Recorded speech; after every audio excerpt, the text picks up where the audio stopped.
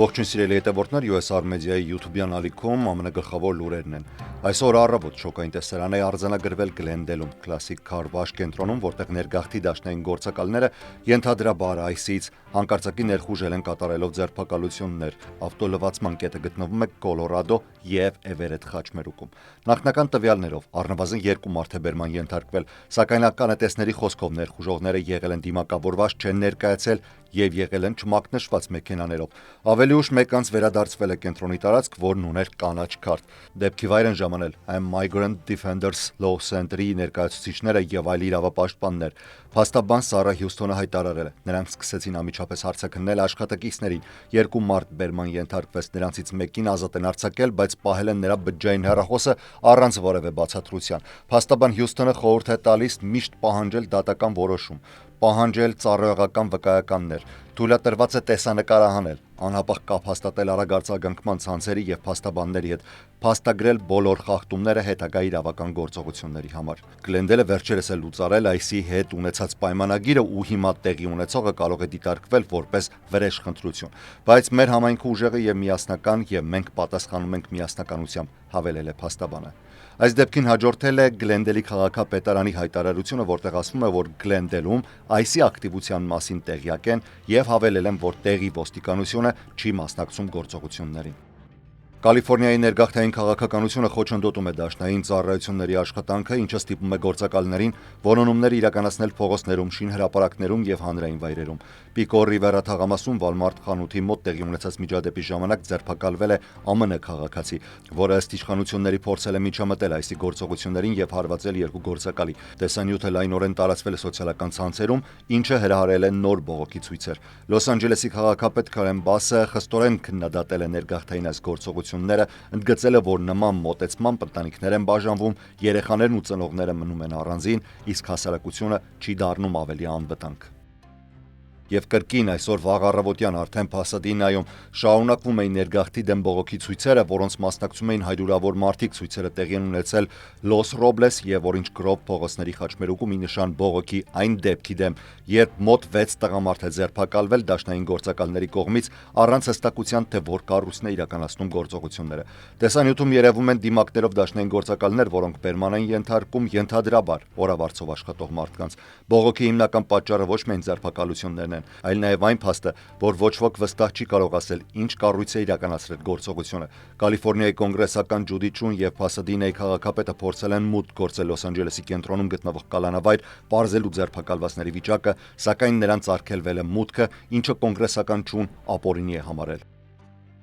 Ու նորից այսօր վաղ առավոտյան դաշնային ներգաղթային հատուկ գործողություն է իրականացվել Հոլիվուդի Home Depot խանութի մոտ Sunset Boulevard-ի վրա, որտեղ ըստ ականատեսների ներգաղթի եւ մաքսային հսկողության գործակալության IC աշխատակիցները բերման են ենթարկել ավելի քան 1 տասնյակ անձանց։ Բջջային հեռախոսներով նկարահանված տեսանյութերում երևում է մարդկանց բերման ենթարկելու պահերը, ինչը պաշտոնական աղբյուրները նկարագրել են որպես դաշնային ներգաղթային օրենքների իրականացման հերթական գործողություն։ Ականատեսները պատմել են, որ ձերբակալվածների թվում եղել է նաեւ հղի կին, նրա ամուսինը էմոցիոնալ վիճակում մնացել է դեպքի վայրում եւ հայտնել, որ կինը տեղական փողոցային վաճառող է ընդամենը ու ամեն օր աշխատում է հենց այդ նույն վայրում ու հայտնվել է ուղղակի գործողության թիրախում։ Դաշնային պաշտոնյաները տարածել են ընդհանուր հայտարարություն, նշելով, որ չեն մեկնաբանում ընթացիկ գործողությունները, սակայն ընդգծում են, որ նման ներգաղթային միջոցառումները պարբերական են եւ հանդիսանում են ԱՄՆ ներգաղթային օրենսդրության պահպանման մի մասը։ Այսօրվա գործողությունը Հոլիվուդում շարունակությունն է շաբաթվա ընթացքում Home Depot-ի այլ վայրերում, մասնավորապես վերջինս Սիլմար թաղամասում մեկ այլ Home Depot-ի տարածքում իրականացված ներգաղթային գործողությանը։ Ներգաղթի եւ մաքսային վերահսկողության ծառայության IC գործակալներն այսօր առավոտյան փորձել են մուտք գործել Լոս Անջելես Դոջերս ստադիում, սակայն թիմը մերժել է մուտքի իրավունքը։ Ստադիոնի խաղադաշտը պատկանում է թիմին, իսկ կայանատեղին նախկին սեփականատեր Ֆրենկ Մաքքորդին, հայտնում է Լոս Անջելես Թայմսը։ Այս միջադեպը տեղի ունենում այն պահին, երբ թիմը պատրաստվում է հանդես գալ հայտարարությամբ ի աջակցություն այն ներգաղթյալ համայնքների, որոնք տուժել են Լոս Անջելեսում ընթացող դաշնային ներգաղթի խստացման գործողություններից։ Դրանք սկսվել են հունիսի սկզբից։ Նախնական լռությունը այս հարցում քննադատության արիք էլ բարձրացրել քաղաքում։ Այս պահի դրությամբ միայն խաղացող Էնրիկե Կիկե Հեռնանդեսն է հրապարակային խոսել ներգաղթային քաղաքականության դեմ։ Ակնկալվում է, որ Դոջերսը կհայտարարի նախաձեռնությունների մասին, որոնք ուղղված կլինեն ներգաղթյալ համայնքների աջակցությանը։ Որպեսզի ամբողջական պատկեր ունենանք, թե ինչ է կատարվում միգրացիոն աշխարհում, պետք է նաև թվերի լավ ծանոթ լինել։ Այսպիսով, շատերն ասում են, թե Թրամփը չափազանց կոշտ քաղաքականություն է որդեգրել արտաքսումների հարցում։ Սակայն առայժմ այդ թվերը մոտ էլ չեն նախկինում կատարվածներին։ Ահա պաշտոնական տվյալներով արտաքսումների ընդհանուր պատկերը վերջին մոտ 30 տարվա ընթացքում ըստ Միացյալ Նահանգների նախագահների պաշտոնավարման տարիների։ Սրանք միայն պաշտոնական արտաքսումներն են եւ չեն ընդգրկում երկիրը կամավոր լքողների քանակը։ Այսպիսով, արտաքսումները ըստ նախագահների. Բիլ Քլինթոն, որը պաշտոնավարել է 1993-ից 2000 թվականներին, մոտ 827,000 մարդ է արտաքսվել միայն դատարանների որոշմամբ։ Ջորջ Բուշ կրտսեր 2001-ից 2008 թվականներին է պաշտոնավարել։ Մոտ 2 միլիոն մարդ է արտաքսվել, արտաքսումները կտրուկ աճել են 9-11-ից հետո։ Բարակ Օբամա 2009-ից 2016 թվական, մոտ 3,2 միլիոն մարդ եւ գագաթնակետը եղել է 2013 թվականը, երբ մեկ տարում 438,421 մարդ է արտաքսվել։ Դոնալդ Թրամփի առաջին պաշտոնավարման ընթացքում 2017-ից 2020 թվականներին 1 միլիոնից քիչ մարդ է արտաքսվել, միջինը շուրջ 250,000 մարդ տարեկան։ Ջո Բայդենի պաշտոնավարման ընթացքում 2021-ից 24 թվականներին մոտավորապես 1,4-ից 1,5 միլիոն մարդ է արտաքսվել։ Կավարկած, որ Քլինթոնի օրոք 12 միլիոն արտաքսում է եղել։ Որոշ հանրապետական գործիչներ, օրինակ Թեդ Քրուզը, պնդել են, թե Բիլ Քլինթոնի օրոք արտաքսվել է մինչև 12 միլիոն մարդ։ Սա իրականությանը չի համապատասխանում, քանի որ ներառում է նաև կամավոր վերադարձածները, այսինքն նրանք, ովքեր հեռացել են Միացյալ Նահանգներից առանց որևէ դատարանի որոշման։ Բայց պաշտոնական արտաքսումների թիվը ըստ Միացյալ Նահանգների ներքին անվտանգության նախարարության մոտ 827,000 մարդ է։ Շատ տեղեկատվական էջեր, չհամարելով նրանց ուղղակի լրատվական էջ, պարբերաբար հրապարակում են ավելորդ վախ ու խուճապ տարածող լուրեր, թե հազարներով հայեր են արտաքսվում կամ ձերբակալվում։ Հիմա իրական պատկերն ու պաշտոնական թվերը։ 2021-ից 2025 թվականների ընթացքում Հայաստանի քաղաքացիություն ունեցող անձանց կալանավորումների սանդղակն ըստ ICE պաշտոնական կայքի։ Կալանքների թիվը 2628 անձ, ամենաշատը կալանավորված են Սան Դիեգոյում, Նյու Օրլեանում եւ Ֆինիքսում։ Սա միայն միգրացիոն գործերով չէ, այլ ընդհանուր։ Ըստ մեղադրանքների նարնջագույնը միգրացիոն խախտումների համար է նշված, կապույտով դատվածությունը եւ դեղինով սպասվող քրեական մեղադրանքները։ Ամենաշատը եղել են 2022 թվականին ավելի քան 1000 դեպք։ Քարտեզում Նյու Օրլեանը, Հյուսթոնը, Ատլանտան ու Լոս Անջելեսը ունեն ամենաշատ կալանավորվածների թիվը։ Երկրորդ սանդղակը։ Այստեղ կառավարչական ձերբակալություններն են։ Ընդհանուր ձերբակալությունները 229 դեպք է։ Ամենաշատը Լոս Անջելես, Սան Ֆրանցիսկո եւ Դալաս քաղաքներում։ Քրեական կարգավիճակով մեծ մասը միգրացիոն խախտողներ են։ Տարեկան գագաթնակետը եղել է 2022 թվականին ավելի քան 100 դեպք։ Քարտեզում ամենաակտիվը Կալիֆոռնիան եւ Տեխասն են։ Երրորդ սանդղակը կառավարչական ձերբակալություններն են ըստ քաղաքացիության Հայաստանի Հանրապետության։ Սա միայն 2025 թվականի համար է։ Ըստ աղյուսակի միայն 12 դեպք է գրանցվել Հայաստանի քաղաքացիների համար։ Բոլոր ձերբակալությունները գրանցվել են Լոս Անջելեսի տարածքում։ Հավելեմ, որ այս տեղեկությունները ամփոփվում են նախորդ ամսով, այս ամիսը ներառված չէ։ Չորրորդ սանդղակը արտաքսումների վիճակագրությունն է։ Կարծում սա ամենահետաքրքիրը կլինի։ 5 տարում ընդհանուր արտաքսումները 98 անձ Հայաստանի քաղաքացիություն։ Ամենաշատ արտաքսումները եղել են Սան Դիեգոյից եւ Լոս Անջելեսից։ Մոտավորապես կեսը քրեական դատվածություն ունեցողներ են եղել։ Ամենաշատ դեպքը եղել է 2021 եւ 2024 թվականներին 28-ական արտաքսում, իսկ 2025 թվականին մինչև նախորդ ամսվա ավարտը 15 արտաքսում։ Վերջին 5-րդ սանդղակը ցույց է տալիս այն մարդկանց քանակը, որ ձերբակալվել են, բայց չեն կալանավորվել եւ կալանքի այլընտրանքային ծրագրի մասնակից են։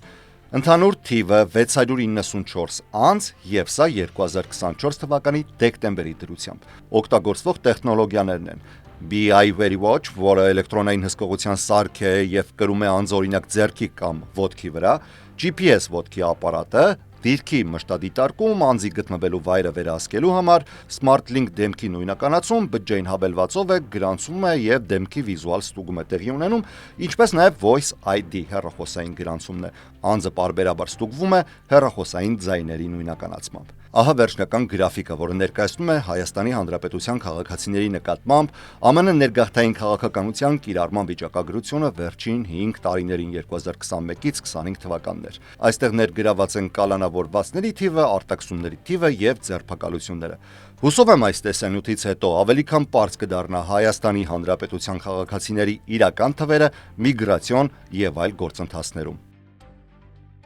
Այսօր դաշնային արձակուրդ է, բայց այսը եւ այլ կառույցներ հավանաբար չեն հասկանում, թե որն է դաշնային ազատ օրը։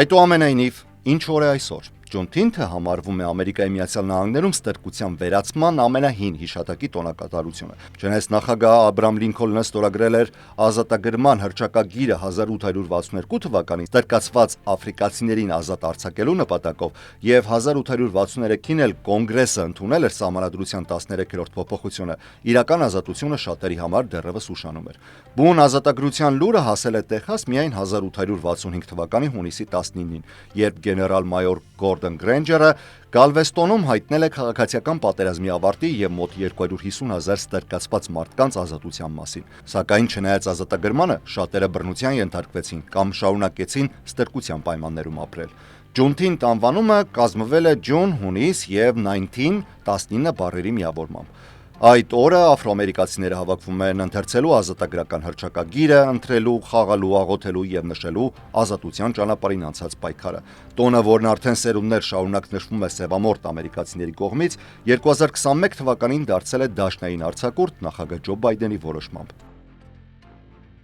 Եվ միջազգային թեմայով Իսրայելը ռմբակոծել է Իրանում գտնվող միջուկային նշանակության թիրախներ, մինչդեռ Իրանը գիշերը հրթիռակոծել է Իսրայելի հիվանդանոցը։ Միևնույն ժամանակ Միացյալ Նահանգների նախագահ Դոնալդ Թրամփը շարունակում է անորոշ պահել միջազգային հանրությանը, արդյոք Վաշինգտոնը որպես Իսրայելի հզոր դաշնակից կմիանա օդային հարվածներին։ Թրամփի դիրքորոշումը տատանվել է սկսած պատերազմը դիվանագիտական միջոցներով արագ ավարտելու կոչերից մինչև ակնարկ, որ Միացյալ Նահանգները կարող է ուղղակի ներգրավել ռազմական գործողություններին։ Այսօր Սպիտակ տան մամուլի խոսնակն ասել է, որ մինչև 2 շաբաթը Թրամփը կհայտնի դիրքորոշումը։ Իսրայելի զինված ուժերը հրապարակել են գրաֆիկ ու տեսագրություններ, որոնք ըստ իրենց պատկանում են կենտրոնական Իրաք քաղաքում գտնվող Քոնդաբի միջուկային կայանի ռմբակոծումը։ Բացի այդ, Իսրայելը հայտարարել է, որ հարվածել է Իրանի Նաթանզ Սպահանի միջուկային օբյեկտներին, ինչպես նաև Բուշեհրի ատոմային էլեկտրակայանին, սակայն ավելի ուշ պաշտոնական խոսնակն արդեն հերքել է վերջինը, ասելով, որ այդ կայանը չի ռմբակոծվել։ Բուշեհրի կայանը, որը տեղակայված է Իրանի հարավ-արևմտյան շրջանում արաբ հարևանների մոտ եւ ռուս մասնագետների ներկայությամբ,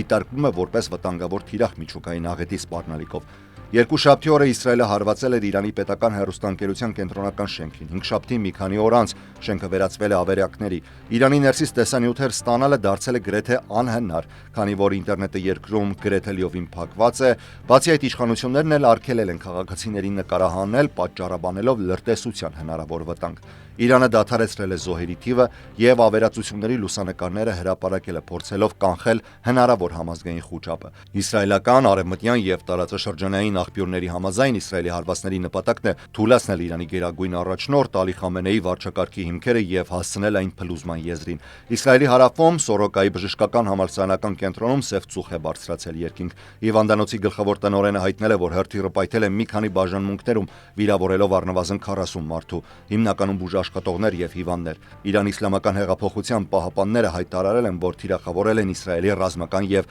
հետախուզական կենտրոնները, որոնք տեղակայված են եղել հիվանդանոցի մոտ։ Իսրայելի վարչապետ Բենյամին Նեթանյահուն խոսելով հենց հարվածի վայրում հայտարարել է, թե Իրանի բռնապետերը կվճարեն իրենց արարքների ամբողջական գինը։ Բացի հիվանդանոցից հրթիռակոծությանը ենթարկվել նաև բնակելի շենք Թել Ավիվի արևմտյան հատվածում։ Այսօրվա լուրերից առանձնացրել էինք այսքանը։ Ես Հարություն Մինասյանն եմ, շնորհակալ եմ ուշադրության համար, խաղաղ եղեք։